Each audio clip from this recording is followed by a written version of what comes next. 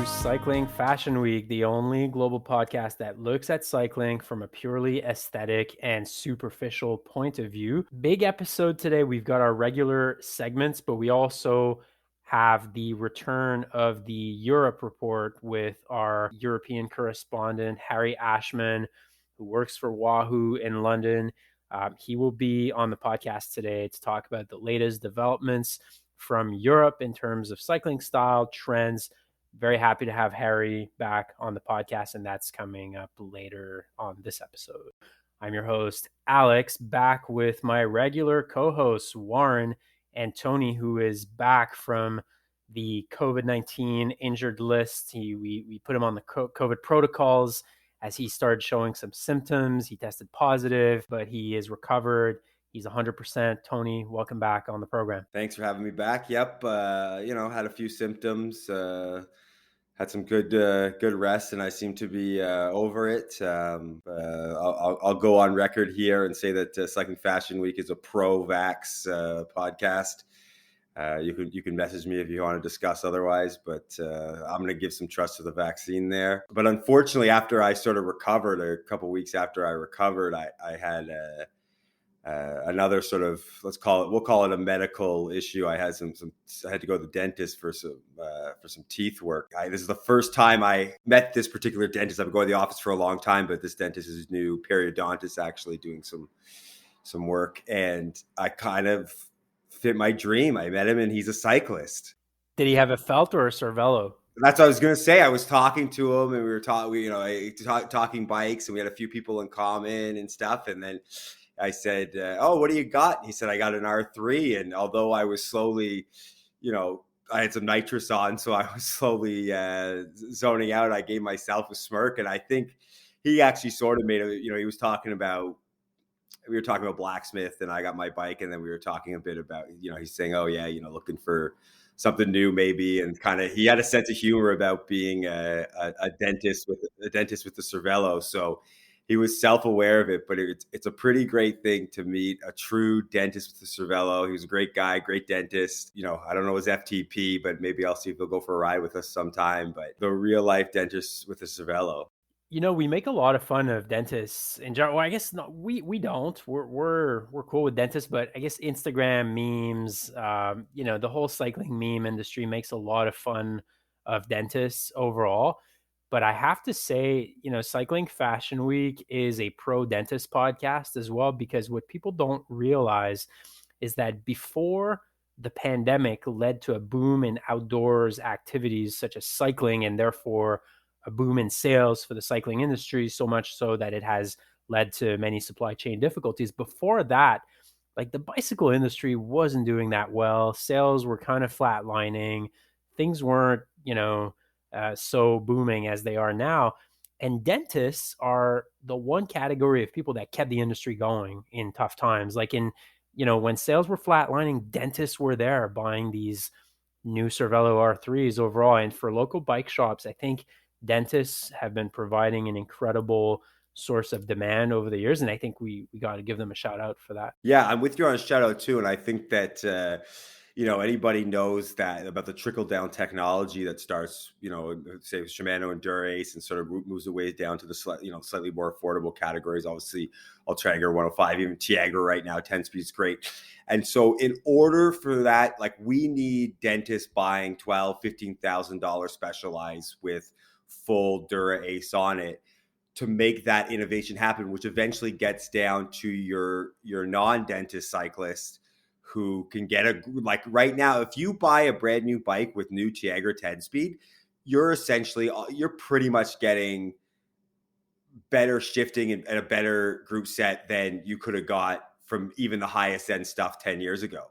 So and that's because dentists went out and they bought a bike they didn't need for $12,000, and they contributed to that industry. And then Shimano was able to move that technology down. So I think, speaking negatively about the guy who spent a lot of money on his bike, well, he's helping the person with the entry-level, mid-level bike. So let's stop that criticism. Yeah, he's allowing the R&D that goes into this stuff. So look, big shout out to dentists from Cycling Fashion Week, and to our listeners, just brush your teeth, floss, just keep good dental hygiene, and hopefully that trickles down to the bike industry. Or don't, and then dentists will have more work I and can know. buy more bikes. I'm paying the equivalent of a new bike for a new tooth, so Is it carbon? Okay, first segment today, the news segment where we look at news, new releases of new products overall. And over the last 2, 3 episodes, the news segment has been largely occupied by the releases of the Pro Kits for 2022. And look, there's been a lot of them. We're not going to review all of them. Some of them are actually quite boring. There's not much to say about it, but there's a few that we really liked and that we really disliked. So over the past few episodes, we talked about some of the highlights that came out, but today we're going to focus on 2 new kits that came out from the World Tour. And actually, the first one I want to talk about is the Française des Jeux Nouvelle-Aquitaine women's kit that came out. So the men's kit, interestingly enough, for 2022 looks very much like the previous years. It hasn't really changed all that much. But the FDJ women's kit came out over the last couple of weeks, and it's actually really interesting relative to the men's kit. So I'll just describe it a little bit, but you can go see it on their Instagram at FDJ_NAQUI_FUT. It is a sort of faded blue kit. So when I say faded, it's not really faded, but there's a fade from very, very dark blue, let's say at the level of the hips. And as you go up towards the shoulders, the blue becomes gradually lighter. On towards one of the shoulders, there is a red fade that's coming into it, and the sleeves are white overall. Pretty interesting kit. There's the big FDJ logo on the front with this the shamrock that they use as their logo, and a few other smaller sponsors there. But pretty interesting kit. And what was especially interesting was to see the integration of the French national champions jersey as part of that team. Very clean looking French national jersey. So bleu, blanc, rouge. The blue is at the shoulder level, the white is at the chest level, and the red is at sort of the lower abdomen level. But just very clean, kind of vintage looking in a sense. Guys, what did you think of the FDJ women's kit? I'm just gonna say it. This is my favorite kit in the Pro Peloton this year for sure, because you kind of hit on why, but it has like kind of the vintage look, but it also has a bit of that modern cleanliness and the little fade going on. Really clean, simple. The colors are great. And I like how the red kind of goes on the shoulder. I don't know if iconic would be quite the right word, but like, yeah, it really stands out. And then I think we're all going to harp on this, but just the French national champions jersey is like one of the best national champion jerseys I've ever seen. I don't know if I'm quite at Warren's level but my first actual ever jersey that I ever bought was an FDJ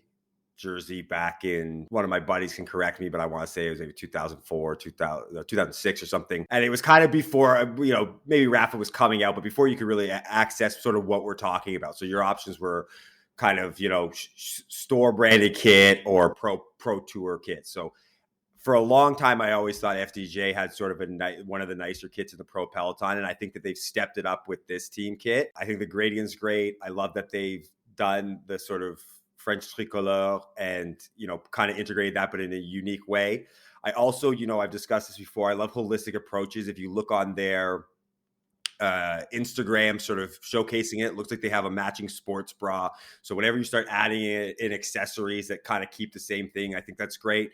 And then sort of vice versa, they looks like for their sort of rain jacket, they've really simplified it. It's a sort of hard dark navy with not too much logo going on, just kind of the nice white FDJ with the shamrock, next to it. So it's like I feel like they've really thought through this thoroughly, and it's not just the jersey that's nice. It seems to be now, we'll have to see what they look like when they're riding in the Peloton in different weather, but it's, from their media, it seems to be that they've kind of put every piece together nicely. So the kit is made by Gobik, Gobik, which looks like a European brand. I personally had never encountered that brand before. Call it my North American bias or whatever you like, but the kit is made by Gobik. And Gobik, essentially, they define themselves as neat lines, vibrant colors to inspire very special and strong clothing that breathes your own personality. And on their website, they have a manifesto of non-conformism. So they claim to be contrarian and to go a little bit against the grain. Now, I don't know to what extent this kit goes against the grain, because this sort of blue fade from a very, very dark, like night blue, to the more sort of royal blue. I don't know. Fades seem to be in right now. There's a lot of fades on cycling kits, but just the way that they shook up the FDJ kit, I thought was really interesting, because the men's kit is basically the same that it's been for the last 5 years. I don't find the men's kit to be particularly interesting. It kind of looks cheap. No. It looks, I don't know. It's like a definition of a bad pro tour kit. But the way they shook up the women's team kit, I think, is really interesting. I don't know if this is my favorite kit. I really like the Trek Segafredo kit, and especially the Trek Segafredo training kit that they had in pink. And the men's kit and the women's kit are very similar. In the case of Trek, it's just that red or blue color in the middle that changes. But that FDJ women's kit is, outstanding. It's very close to a 10 out of 10 for me. I just want everyone to know, as we're saying favorite kit, mine is still the AG2R Citroën brown bibs forever. I would have loved to see the men's team wear that version of the FDJ kit. Thibaut Pinot announced that he's riding the Tour this year. Would have been great to see him ultimately fail in that beautiful kit. Is failing with style more important than succeeding without it? I think so. I agree. I'd agree. That panache that you would have wearing that kit, but ultimately as a DNF due to some thigh injury on stage 13, I think he would have looked great in that kit on the cover of L'Equipe, abandoning the Tour. Okay, so that's the first kit that we wanted to talk about, the FDJ women's kit. Now, at the other end of the spectrum, one kit that came out that I think is worth talking about is the Bike Exchange kit. Oh boy, how am I going to describe this one? All right, so let's do the men's. It sucks. So let's do the men's kit of Bike Exchange. There's a lot of powder blue in there. So the shoulders are white. There's a fade, but it fades from powder blue to light blue from the top of the bottom of the jersey. It says Bike Exchange Jayco on the front. And the bibs are this kind of bright royal blue that's kind of very aggressive. And the women's kit is pretty similar, except that it's kind of pinkish. So get it? The guys are blue, the women are pink. I like that, because sometimes I get concerned that I'm not going to be sure which one, whether I'm watching, the women's cycling or male cycling. So it's good to know that I go, oh, bike exchange blue. Okay, I'm on the male cycling feed right now. Oh, Bike Exchange pink. Now I'm on the women's cycling feed. Like, I don't want to be confused. They're making it easy. And like, if the woman had blue and the men had pink, I would assume that the men were actually in the female side of it, because pink is for girls. So it's a nice nod to American gender reveal parties that parents have a couple months before their baby is born, and the dad kind of hits a piñata with the baseball bat, and then the thing blows up and it's either blue or pink. Just in my opinion, one of the stupidest things in the world. But what happened to I just want a healthy child? What is it? What does it matter? But anyway, Bike Exchange going all in on the gender defined colors. But just other than that, let's kind of move aside from the guys are blue, women are pink. Let's actually talk about the aesthetics of the kit. What did you guys think about it? So my number one issue, I just have to say, and I feel like everyone's got to notice this, it can't just be me, but the first time I saw it, due to the way they've created this very like heavy seam stitching, is it looks like they have a permanent gilet on. Like, it looks like they're wearing a wind vest. When I first saw the picture, I thought, oh, that's a picture of the jersey with a wind vest on top of it. And then obviously I looked a little longer and realized, like, that's the styling of the jersey. That's that like heavy stitching they've got around the shoulder seams. And it's just like, I don't know, it looks terrible. Like, which is odd, because if they did have a matching gilet, I don't think I would be concerned, but there's just something about it. It looks like the arms are secondary. It almost looks like it wants to be a triathlon no sleeve jersey. and they've just sort of forced on some sleeves because they knew that they weren't allowed to go with it. But like secretly, it's secretly hiding itself as a no sleeve triathlon jersey. Warren, what's your take on that one? Yeah, I agree. It is so bad. And I had the same issue with Tony where I thought I was looking at them wearing a gilet. It looks like what somebody thought was a good cycling kit in like, I don't know, the 90s maybe. Even that I might be giving too much credit. You know what I just realized, and this is what I do sometimes. I basically looked at the men's kit, I looked at the women's kit, and my brain sort of merged the two kits together, and I superimposed them, and I realized that if you put the female kit on top of the men's kit, you essentially have the Lamprey kit from the early 2000s with the blue, the pink, the purple. There you go. Then it would be a perfect kit. So if you merged the men's kit with the women's kit, it would be the perfect kit. But by keeping them separate like that, they have created the two worst kits, I would say, in recent history of pro cycling. I do want to give a shout out to the teams that have just more or less kept their kits the same between male and female. Like I don't really understand this massive difference. I know Trek Segafredo did like a little bit different on like the blue and the red, I guess, like kind of the stripes, but like overall, and I think like Lotto Soudal just keeps it the same, like, or Lotto Jumbo, which one am I thinking of? But like, I just don't really get it. Like they're not racing together, but like, it's not like they're racing in the same peloton against each other and you've got to like discern. Like, I don't know. I mean, I know sometimes there's like different sponsors a bit, but I kind of like that idea. Like bring the whole, I'm not in the pro space, so maybe I'm completely wrong and someone can tell me this, but it's like, you guys are sort of supposed to be the same team in this way. Bring it all together so everyone, male and female, feel that they're part of the same team. That's just my take on it. Well, it's interesting you say that because I was just looking at their kits from last year and they actually were the same. So for men and women, I actually don't know why they've gone and done this, shrink it and pink it, as they say. They haven't shrunk it, but they've pinked it. Well, same argument for FDJ though. They could have made the same kit for men and for women, and it would have been better. Yeah, no, completely. It's not about copying the men. It's about taking whichever is the better kit or whatever. And so, the female kit was the better kit in this case, and the men should be wearing that kit as well. It should be sort of a whole team look. It's not saying that I'm not saying that in the Bike Exchange case that it's got to be the men's kit's the dominant one. I think they're both ugly, so I don't really care which one they choose. But I sort of don't see the point on separating it. If we're talking, I guess you separate it to sell more kit, assuming they're both good and people want to buy them. But yeah, I agree with you. The better kit should prevail. Now, guys, is this a 0 out of 10? Because for me, it's a 0 out of 10. Yeah, I'll give it a 0 out of 10. I mean, they're just a bad team. The fact that you can mistake it for, as Tony said, for a triathlete kit, that makes it a 0. A negative. It's in the negative numbers, actually. So officially the worst kit of 2022 pro cycling is unfortunately the Team Bike Exchange Jayco kit. Sorry, you get 0 out of 10 from Cycling Fashion Week. You're in the canal. Do we think that there's a couple kits missing that haven't been released yet? Well, the EF education first, everybody's waiting for, right? Because we know. That's what I mean. But like we got to assume that that's not going to be worse than this because it's just not going to be worse than this. No, I think they have a track record of better kits than that. Rafa is also their kit maker, so I trust that it's going to be much better than this one. Okay, our third release that we want to talk about. So moving on a little bit from the World Tour here is an upstart brand of shoes that launched their first product, which we thought was an interesting one and definitely worth talking about on the podcast. So let me explain a little bit. This Italian brand by the name of U-Dog, that is the brainchild of a guy who was the brand director at Physique by the name of Alberto Fonte.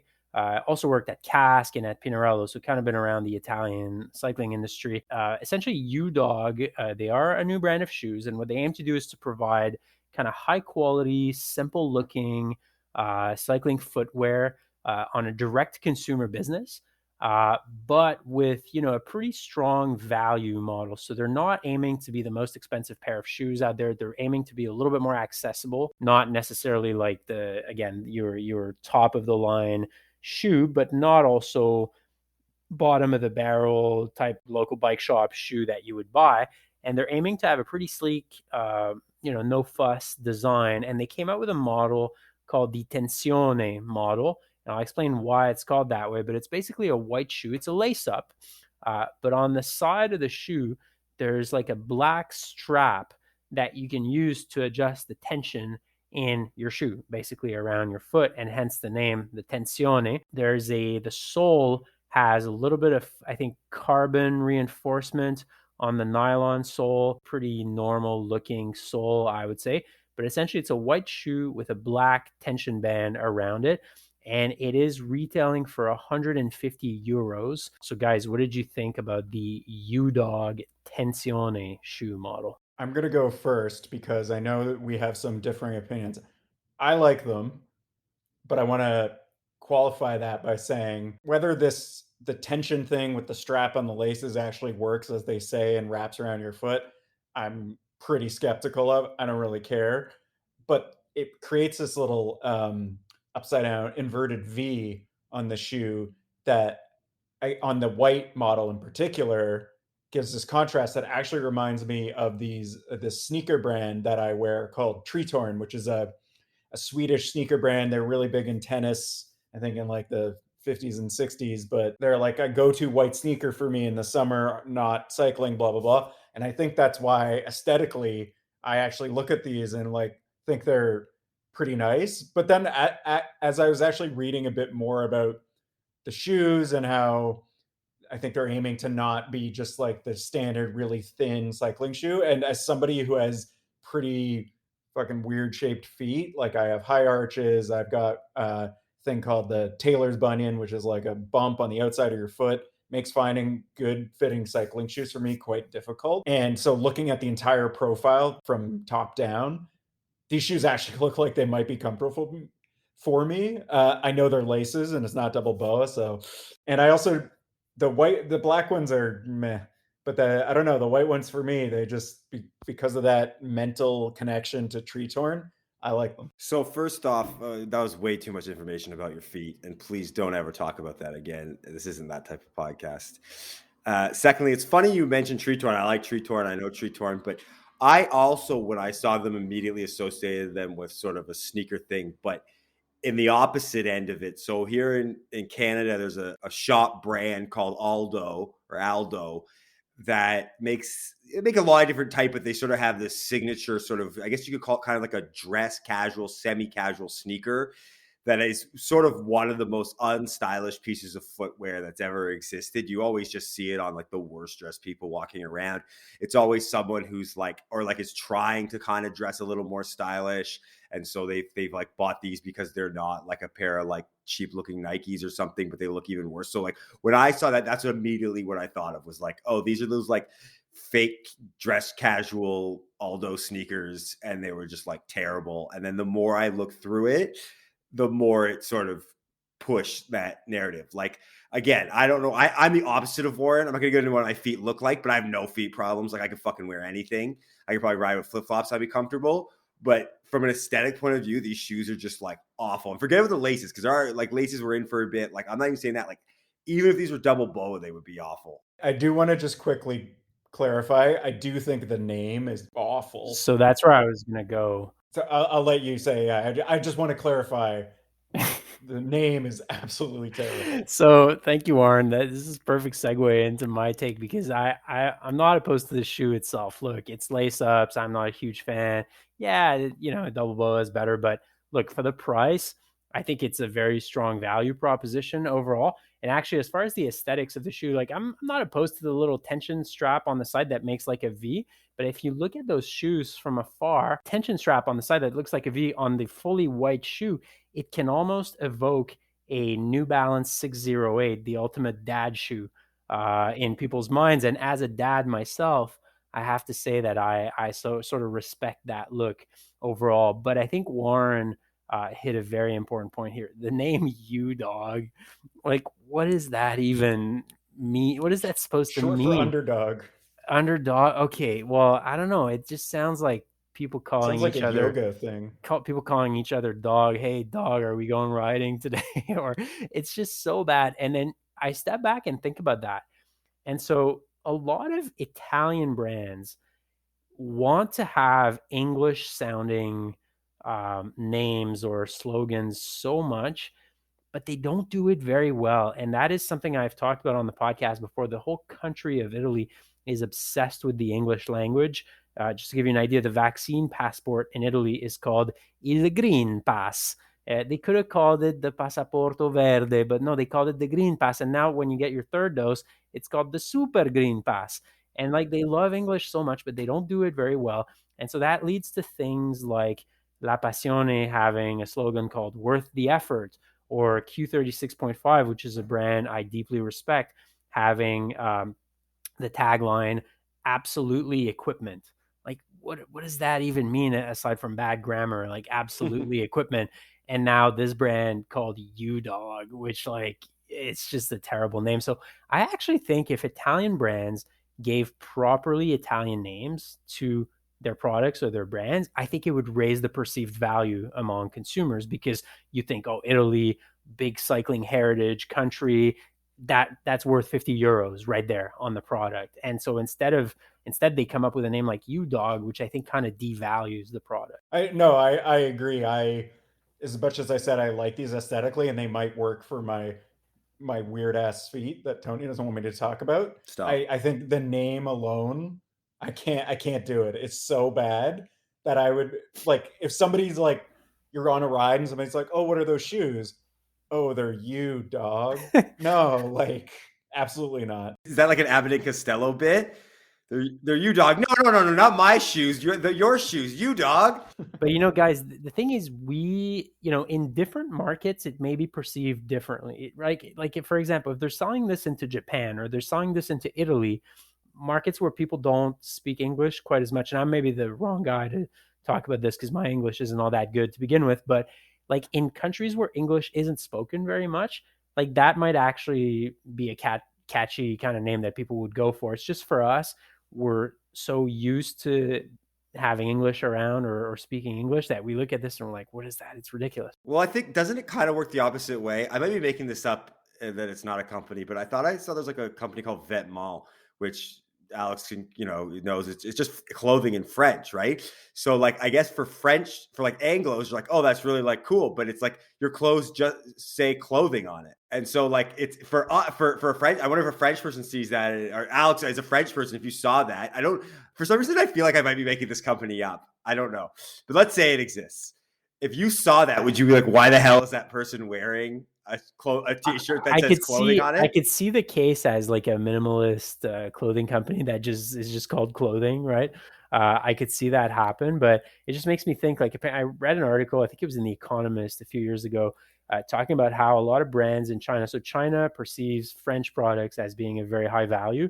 So a lot of companies in China pop up and they have like gibberish French sounding names, like things that mean absolutely nothing, but they just kind of sound like French names. And so that raises the perceived value for a product in China. I actually argue if you did the same like gibberish Italian for cycling products in North America, the perceived value would go up. 100%. So guys, I just Googled Vetements just to see if it would generate the company that Tony's talking about. And the first link that pops up is actually Walmart. So. Okay, moving on to our next segment. The Europe report is back. We welcome back our European correspondent, Harry Ashman from London over in the United Kingdom. Harry works at Wahoo. He was on the program, I'm going to say 6 weeks ago or 2 months ago. We're doing the Europe report periodically. And so for the second episode of 2022, we thought it'd be a good time to bring back Harry on the podcast. Harry, welcome back. How are you doing? Yeah, thanks for having me back, guys. And yeah, very well. It's good to see all of your faces again. And yeah, sorry it took so long. What have you been up to, Harry, lately in the UK? I guess, UK winter, you still ride. What have you been up to lately? Well, personally, I've been indoors on the trainer a lot, which does make me sad, but it's kind of essential. Very wet this time of year. But I did have a pretty kind of bonanza Christmas, I would say. Just before Christmas was the annual Rafa sample sale, which is like a kind of an industry sale, invite only. God knows how I got an invite. Kind of a friend of a friend's thing. I don't think I was really supposed to be there, but it's a coveted event. And it was, I think, the best one I've ever been to. It was in the new Rafa office in London, which is huge. It's going to be this massive office. They've obviously got loads of investment. And this sale was over 3 floors. Think like a department store, but just all cycling clothing going back for maybe 5 years. And they had stuff right from the early days of Rafa. So if you were a fan of Rafa or just a fan of kind of modern cycling clothing, it was super interesting. And they had some crazy stuff which never made it to shelves, and you could totally see why, because some of it was not very good. And they had some contemporary stuff which, for whatever reason, they were selling for cheap. But yeah, it was crazy prices. Everything was super cheap. And I think I bought enough winter cycling kit for maybe the next 5 years. But it was incredible. You guys would have loved it. I was thinking of you while I was there. I probably should have sent some photos. Yeah, I'm sure we would have loved to sort of add some insider content. Who knows if you might never get an invite back if they know that you're sharing the secrets of the Rafa sample sale. Maybe not. I really would have liked to see some of the stuff they haven't released, because some of the stuff they've released lately, I don't know. What's their edits, right? Like, what are they, what's the stuff they look at and say, I don't think this is going to go to market? They had some, something that they had loads of different varieties of, which I'd never seen, was like gloves, for example. They had loads of weird leather gloves and, those like lobster style gloves. And it was crazy. They had some niche stuff. Some of it was cool, but yeah, it was really interesting. If you're into clothing manufacturing, it was a cool time. I personally would have loaded up on merino jerseys from 5 or 6 years ago, which in my opinion, that's where Rafa really shines. And, 5 or 6 years ago, to me, this was kind of the golden age of Rafa. I think they've strayed a little bit from their original design philosophy. And, obviously that I don't necessarily mean that as a bad thing. Like, every brand evolves over time. You can't stay stuck in one time period for your design philosophy or design ethos. But I do find that the stuff from 5 or 6 years ago, the long sleeve merino jerseys that they, kind of first brought to market, to me, this was really peak Rafa, or I definitely would have bought a lot of that. You weren't alone in that respect, Alex. There was a lot of people looking for that stuff when I was there. And there was a lot of people looking back, and there was some stuff from the real early days when the bib shorts were still made in Italy. They had some of that there as well, and people were going nuts for that. So, and Harry, did you hear any discussions of the changes that are coming at Rafa with the leadership changes that have been announced and I believe are underway now? Well, not so much publicly. I do actually have quite a few friends who work at Rafa, and it definitely does. I mean, it's a company that's constantly in shift. All I hear about is people being let go and people being hired. I mean, them moving to that new office is definitely a sign of growth, because that was a huge office. Like I said, 3 big floors. But no outright discussion of that. But guys, when I've got gossip, I will bring it to the podcast. That's why we have you on. We want that gossip from Europe. We want the dirt. Well, I don't know. I mean, we had the Albion guys on, and if we can get, we were so positive about them that if you get any dirt on Albion, we'll use it. We were honest in our conversation with them that we've been positive, but if anything, any gossip or negative comments come on from Albion, we're gonna put it out there. We want to be impartial journalists the best we can, despite our love for certain brands. You guys would be hard pressed to find it. They're a pretty well loved UK brand, Albion. A lot of people really like them. Yeah, rightfully so. But I think we're just pivoting the podcast to be a gossip round. Okay, yeah. Rumor and speculation is the name of the game with you guys. Yeah. So Europe Report, what we do on the segment typically is we bring you on to talk about what's cool in the world of cycling fashion and coming from Europe. So what are you seeing right now, Harry, that is cool in Europe from the world of cycling fashion? Well, a big trend right now, I think everywhere in Europe, is people are getting a little bit sick of turbo training, and you can't blame them. We've had a pandemic for 3 years now, and people are doing as much as they can to stay outside for as long as possible. And that's kind of what I wanted to come and talk to you guys about today. And I was going to do a general approach, but I think the best way to look at this movement is a very specific brand, which I don't think has graced your side of the continent, or the world, I should say. And it's a brand called Spatz. And as strange as that sounds, I promise you, it's an interesting topic. And if you've heard of them, any listeners, you know what I'm talking about. But I'm going to give you a quick rundown of the company. Let me just get my bits up here. So Spatz, and this is their words actually, Spatz have evolved through countless cold, wet miles in the Yorkshire Dales, and they are designed from necessity. Spatz are the brainchild of professional cyclist and NFTO team manager Tom Barris, who needed a solution to cold, wet feet while cycling. Now, basically, their hero product is these horse riding-esque shoe covers, which go all the way up to your knee, and they're made from a combination of neoprene and Kevlar. And they keep your feet and your whole leg really completely bone dry, but they look very, very strange. And this product kind of catapulted them to success in the UK. Loads of people use them, loads of kind of national pros use them, and they've made their way over into Europe. And using that initial success of the shoe covers, they've released loads of different kinds of shoe covers. They've got a UCI legal version, they've got a super deep winter thermal version, a gravel version, and now they also make loads of other products, race gilets, these crazy neoprene arm warmers. They make thigh warmers. I challenge you to go to their website and find one product which is not truly different. They have taken each kind of standard cycling product and changed it in a very strange and unique way. And whether you love it or hate it, you can't deny that it's different. As I was doing research for this podcast, I found myself in a YouTube rabbit hole of watching videos by the founder of Spatz, Tom Barris himself, who is a rather colorful personality. He is a Northern England, heavily accented gentleman who likes to ride in awful weather conditions in the Yorkshire Dales. And he puts up a lot of videos of himself doing that. And I kind of got into a big rabbit hole of watching those YouTube videos. And I've actually become quite a Tom Barris fan myself watching that. Yeah, he's a character. And he's a bit of a kind of living meme in the UK. He's the feature of kind of people parody him and they make their own kind of Tom Barris style videos. Don't get me wrong, never met the guy, don't know him, heard a lot of good things. But yeah, the guy's rapidly becoming a meme. And, but he truly epitomizes the kind of northern grit, Yorkshire hard man, which has bred a lot of very serious UK cyclists. So you can't hate on the guy. He does ride in all conditions. But yeah, when I was kind of coming up with the notes for this and how to explain it to you guys, I think from a fashion perspective, and I have to get back to the fashion on this podcast, I would compare the rise and success similar to kind of the, you know how Ugg boots and Crocs are kind of coming back into fashion.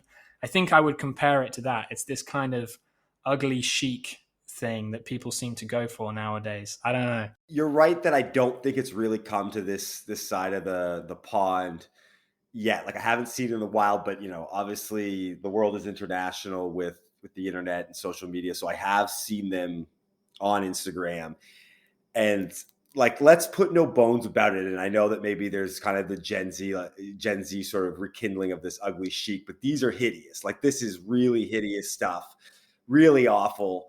And I think I'm really surprised that it came out of the UK and sort of Europe as a whole, and that it's popular there. Because one thing I'll say of our where I'll with my North American bias is that most portions of North America is about sort of pragmatic life. We don't have a sort of a great history of design and aesthetic the way Europe does. So a lot of times things that come out in North America are very much in use for practicality first and then style second.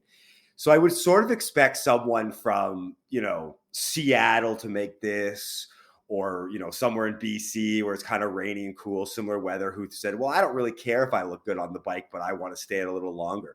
So I'm actually sort of shocked and a little bit disheartened that places with such beauty, like certain parts of the UK and like you said, it's built popularity on the continent, would be willing to wear this stuff, because it is like next level hideous. Like it's really like there's a certain charm to a pair of wellies and your barber jacket while you're hunting some fox, but this doesn't fit with that charm. This is really bad stuff, like really bad. Tell us how you really feel, Tony. I'd rather get frostbite. I'd rather just like, fuck it, cold, wet, frostbite, than to look like they're wearing these Spatz, like, pullover shoe covers. I'd rather just come back every day from a ride soaking wet, putting my feet in a hot bath, hoping that my toes last another few days, than wear this stuff. I think I agree with Tony. I don't know if I'd be quite as harsh as him, but like functionality aside, like I'm sure if people in the UK are using them this much, then they're probably pretty effective in their like waterproofness. But like when I was looking through the website, I felt like I was looking at like where a stormtrooper from Star Wars goes to get like their gear before like, I don't know, being a stormtrooper, whatever that means. It's just the design is like, it looks like what the 1980s thought the future would look like. It's not for me. And then for some reason, the name Spatz just keep making me think shats, and I feel like I'm going to shats myself. I don't know. I don't know what's happening over in the UK. I thought you guys were stylish. I just want to say I'm in complete disagreement with you guys on this. And I was originally on your side. I was originally of the view that, my God, this is so ugly. It makes no sense. And then again, like I said, I started getting into this rabbit hole of watching videos of Tom Barris, and I've actually become a huge Tom Barris fan over time. And here's the way I approach Spatz overall. I believe that not only, we talked about how it's the equivalent of hunter boots or Crocs or the kind of ugly fashion that is coming back among the Gen Zers out there. But I think there's something more to it. It's also, to me, it's more like the extension of the rise of Gorpcore in streetwear into the cycling world. So for those listeners who aren't familiar with that, Gorpcore is the prevalence of brands like Patagonia, Arc'teryx, Salomon that people are wearing just on the streets, not necessarily to go hiking. They're wearing that on the streets. And I'll give you an example, like these Salomon hiking shoes that are made of Gore-Tex, or these Salomon winter boots that are like super technical looking, but that people wear in major cities to walk over to the grocery store. It's extremely technical looking. You wouldn't say that it's particularly elegant or something like that, but there is this kind of rise of technical clothing that has become stylish in a way. You're seeing, Gore-Tex, for example, as a fabric becomes super popular. It's extremely waterproof, but arguably people don't need Gore-Tex in their everyday lives to walk over to the pharmacy or something like that. And to me, the whole Gorpcore rise is a little bit overkill, right? People don't need that much technical wear. In cycling, though, arguably you need it. Like, arguably, if you're going to be riding in the Yorkshire Dales in the winter, arguably you need something that's super waterproof and super technical. And I went on a ride on December 31st here in the Eastern Townships. It was -1. It was kind of wet all over the place. And I sure wish I had some Spatz overshoes on that day because my feet were super wet. So I don't know. I can see a case for Spatz becoming stylish as sort of an extension of Gorpcore into cycling. I was kind of going to sort of reiterate what you were saying. I think that to give Spatz one small check mark, at least there's like an actual practicality. Like the Gorpcore thing, I sort of dipped a toe in and then realized like I got to get out of this. Like, why are people wearing $7,000 worth of clothing that is capable of taking them up Everest to go to like the coffee shop in like, -3 degrees or whatever? And I think the problem for me is like, all this stuff, like similar to what I said, I'd rather have frostbite, is just like against my general fashion ethos where like practicality should be so low down on the list. Like when I lived in Montreal, I wore a pair of Vans Era as my winter boots. It's like -30 in Montreal. There's 12 feet of snow. And I had a thin pair of canvas leather or canvas material, low cut, walking around because I was like, I think boots look ugly. I don't want to wear these big Sorels or these wellies or whatever. So I'm just gonna like suck it up. And like that's kind of like, that was many years ago now, but that's like carried myself there, that I just feel like it's often unstylish to bring practicality as a thought into your fashion. I just really don't like it. I want you to suffer for your fashion. Going back to what you said, Alex, I think in that way, Spatz is quite similar to Albion, because I think both of those brands have looked outside of the cycling world and have got influence from workwear and Patagonia and North Face. And in that way, I think even if you hate Spatz as much as Tony does, I think you've got to respect them for bringing in these kind of new ideas and new ways of approaching cycling. And it's pretty fitting that we were talking about Rafa earlier, because I think they have become the opposite of that. And in many ways are kind of seen as the old guard. And I think it's these new brands like Spatz and Albion who are kind of changing things up. And maybe they look a little bit weird right now, but I think in 5 years' time, you might see a lot more stuff like this, but I could be wrong. Who knows? I am just a Gen Z crazy kid. I was going to say maybe Albion and Spatz can do like a collab or something. So then there's a thing of Spatz that actually looks good. That would be maybe a smart idea. So you guys can just loop us in on the profits of that too. Oh yeah, I mean Albion. We said in the interview, right? Albion's done a good job of taking, despite my rant about practicality, taking some of that practicality with using certain colors and certain styles, and still thinking of it from a sort of a design ethos, so that it looks nice while you're using it. Whereas the guy from Spatz, I think I'm going down I think I've got my afternoon plan going down the rabbit hole with this guy's videos, but. From what I've seen, he didn't think at all about design. It was purely some guy's suburban dad who's just wearing the worst outfit, but he says it works great for whatever lawn mowing he's doing that day. I think y'all are wrong. I love Spatz. I love Tom Barris. I'm a huge Tom Barris guy. If Tom Barris is listening to this podcast, we would love to have you on the show. Please get in touch with us. Send us a DM on Instagram at cyclingfashionweek. Or send us an email, cyclingfashionweek@gmail.com. Love Spatz, love the Yorkshire Dales. It's raining, you're training. I have an important question for you, Harry. Oh yeah, go for it. Do you own a pair of Spatz? Well, you've caught me out. So I had a pair of Spatz and I used them a couple of times, but because I am such a cycling fashion loser, I sold them because I hated how I looked in them. It's the right answer. Right answer. Yeah, good job. But they were very, very good, and I do respect the brand. I just cannot. Yeah, I just don't like how I look in them. Very sorry, Spatz. Harry, before we wrap this up, on the podcast in the last few episodes, we've been talking a lot about the new pro kits that have come out for 2022. They've all been released in the last few weeks. Is there anything that caught your eye in any of the pro kits that got released? Yeah, I don't know if you guys spoke about this, but what is going on with the BioRacer sleeves on the Ineos kit? We did talk about it. Baggy. You noticed that? Yeah. We talked about the poor cut of it, because I was giving a shout out to La Passione for their cut. We got into the actual design, and Movistar has its own issues with the world's ugliest logo, but the cut on that jersey was perfect, versus where we want to give BioRacer the credit that is some sort of template issue while they're sorting it out, and by the time the season starts, they'll get it sorted. So we're definitely going to keep an eye on what's the first race, Strade Bianche, coming up. Yeah, 2 months away, I think. Yeah. So yeah, that was an absolute low point for me. Hated that. High point, really like the Quick Step kit. And I do actually have some gossip here in terms of pro kit. Oh. This is completely unconfirmed, and I'm going to look like such a dummy if this is proved to be correct. But I have heard through some contacts who I will not name that the new EF kit will not be pink, but it will in fact be green. Wow. Scoop. That's big. Yeah. This is a big scoop. Maybe. Yeah, if I'm wrong, it's not, but I think I'm right. I heard it from a pretty reliable source. Is Rafa still the maker of that kit, Harry? Yeah, from what I've heard, yes, they are. But yeah, I think it's like you kind of suggested, it's a return to the, what would that be, like Canal Drapac kind of era. I think they, from what I've heard, I think they're kind of keeping that Argyle, the inside liner they did like in the past. But yeah, I'm pretty sure from what I've heard, it's going to be green. And I don't think there's a special edition. I think they are like going green for the like primary kit.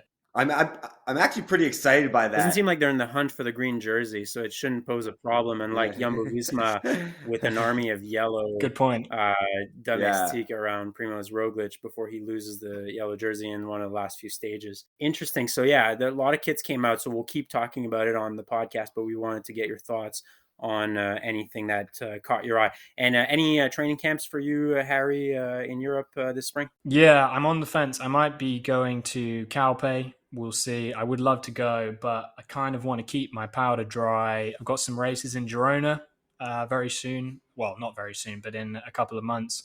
Girona is one of the cycling fashion capitals of the world, so I will definitely have a lot to report back from Girona. I'm staying there for a couple of days, and then I have a race. So yeah, I'll be doing a lot of riding over there, a lot of stuff to report back. Gravel or road? It's a big gravel race. It's called the Tracker 360. It's 360 kilometer big day out. I was going to ask, can you even call yourself a European cyclist if you don't go to Girona every year? I don't think so. No. Yeah. And I have been twice now, this year and the year before. So I'm just living the dream. It's kind of mandatory to go to Girona and be seen on Instagram in Girona. Otherwise, what's the point, right? It almost doesn't feel like Spain when you're there, though. Honestly, like, Well, it's Catalonia. well, very true, very true. Not enough Spanish people. Yeah, almost. But there's so, like, it's not a joke. It literally feels like, like, I imagine it's what, like, the Nike town in Portland feels like when you go there or whatever. It's just everywhere you go, there's cyclists, and genuinely everywhere you look, it's like Trek Pro, Quick Step Pro. If you're in Europe and you like cycling, it's worth checking out. It's a really cool place. Okay, well, Harry Ashman, Europe Report, thank you very much. It was nice to have you back. So we'll do this probably on a quarterly basis just to get the pulse of what's happening in Europe. It was great to have you on, Harry, and enjoy winter training, and hopefully spring is coming in not too long in the UK. Guys, thanks for having me, and yeah, I can't wait to be back. I'll have some more gossip for you, and I really hope that EF prediction works out, because I don't know if I'll be back on if that doesn't. Getting things right isn't our main priority, just saying stuff. Okay, our last segment of the day, last but not least, Into the Canal, where we throw an item, a trend, anything in the world of cycling that we don't like, we throw it in the canal. I'll start. It's winter here in the Northern Hemisphere. Zwift just leaked or announced their Zwift bikes, so lots exciting indoor stuff going on, which means people are doing more training plans than they normally do. And I am throwing the idea that you as an amateur cyclist are going to peak into the canal. You are not going to peak. Your 8 hours a week on trainer road, Zwift, Wahoo system, whatever you've got, is not going to be too much volume training that you have to worry about, that your fitness will get to a point in, say, early May that you won't be able to sustain it. You can sustain it. You're an amateur cyclist. You're not doing that many kilometers. You may get bored of cycling. You may lose some interest in it. But as far as a fitness peak, that is for high volume elite athletes. You're not going to fitness peak as an amateur cyclist. I can't have it. I'm sick of people saying, well, I don't want to do that. I'm going to peak too early. No, you're going to stay steady because you're not a pro. You're not doing 40 hours a week on the bike. Okay, so this is a great segue into my canal item for this week, because I'm going to so I have two things I'm going to throw in the canal. The first thing I'm going to throw in the canal is Tony's take about peaking.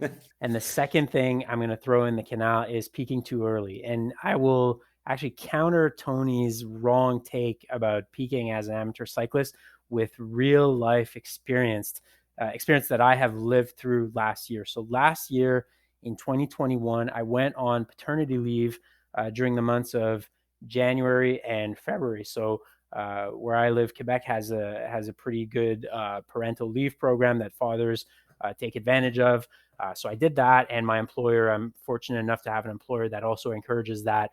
So I took a couple months of paternity leave to allow my wife to go back full-time to her job. She runs her own company, and so she needed to ramp things back up at work, and so she did that. So I took 2 months paternity leave, so just being a full-time dad, waking up early with the baby, taking care of the baby all day. And when my wife was finished work at 5:30 p.m. or something, then I would usually hand the baby over to her at that point and go do an hour and a half of training 5 to 6 days a week. That is the most volume that I have done in a long time, just because I'm busy, just don't have that much time to train so much.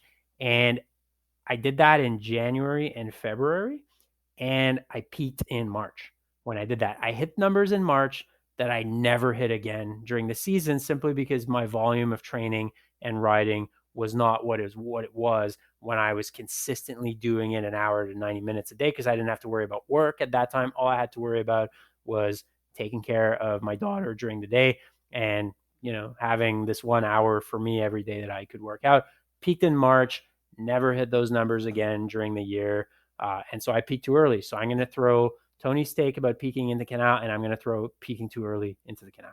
Not for us to start sounding like the Trainer Road podcast, but Alex, you didn't peak, you overtrained. You went from doing not a lot to way too much, and you didn't transition into it. I only say that just because I agree with Tony, and I actually have my own anecdotal evidence as to why he's right, which is this past year, I rode more than I ever have, both in terms of training in the winter, and then riding into outdoor rides. And as I've mentioned on the podcast before, I race cross. So my race season starts I mean, I essentially start doing like skills practice in August, but races don't really happen until like mid to late September. And by the end of August, I had ridden more volume than I ever had on the bike.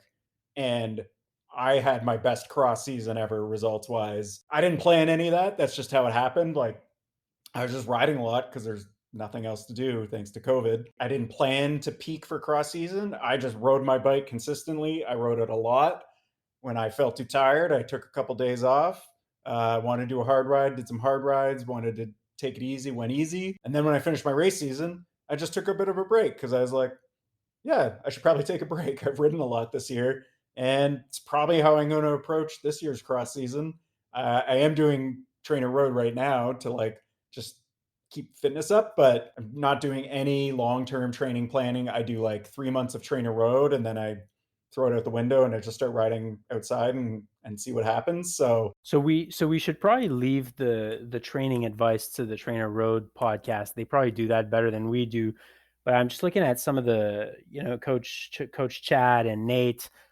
Maybe they should take advice from us on kit, because I'm looking at their kit and it seems like they need a little advice from the Cycling Fashion Week guys. So yeah, maybe let's just divide this up. They talk about training, we talk about kit. Like, what do you got in the Canal, Warren? What do you got? This is a bit of a, not an odd one, but a bit dated. I think most of us, we're always referencing Garmin's or Wahoo's as our primary cycling computer.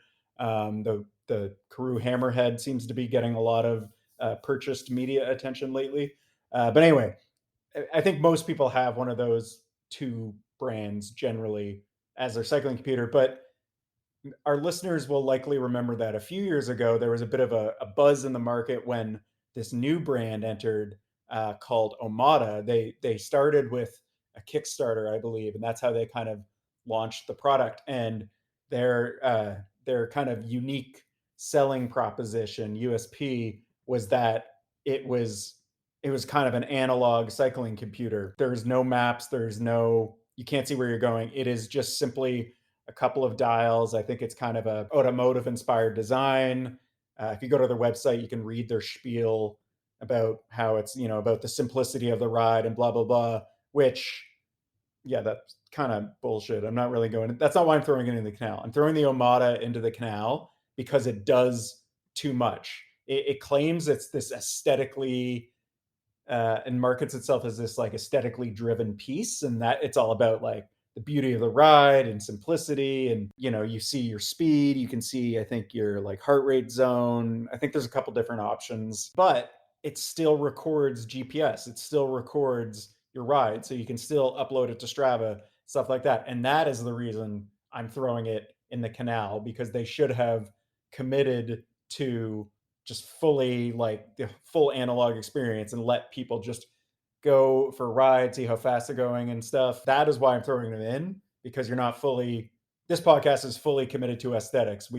Despite the fact that I just talked about my own race results for 5 minutes, I really care more about looking good on the bike. So the Omada's in the Canal because it's not really fully committing to the aesthetic design. It's also in the Canal because it costs $800 US. That was my point. Yeah. Come on. That is more than double what a Garmin or Wahoo full for something that does costs. a little bit less than the Garmin and the Wahoo. This is what I was going to get into, because I think Warren's right. Like, I love the idea of something really attractive that would give me just like the simplest metrics, which, like you said, maybe like heart rate zones, distance, and your speed or whatever, right? Just And to have something, maybe good, get a general right? idea. And it looks good. But then for that, I would want it to be something kind of inexpensive to maybe supplement my Wahoo or Garmin for times where I was like, okay, I don't want all these metrics. I'm not worried about power today. I'm not worried whatever. I just want to kind of like ride and sort of see how far and how fast I'm going or whatever. So like if it was something for like, $100, $150, like I think it would be this great idea if they just like simplified it. But they took all the technology, jammed it into this thing that you can't really use while you're on the ride. So you're kind of getting less from it, but then like has this astronomical cost that like you can get all this info sort of afterwards, but that's kind of what Strava in your back pocket does a little bit. Now, it doesn't record your proper power and stuff, but like it's just like all over the place. I say they should strip it down, exactly what Warren said, strip it down, bare bones, make it relatively inexpensive. A lot of people buy it as a secondary computer for rides that they want to, we've talked about going no computer on the ride. Maybe this is like a good midway point for people who like a little bit of stats. So they've done just an awful job. I've never seen one in the wild, so I don't think anyone's bought them.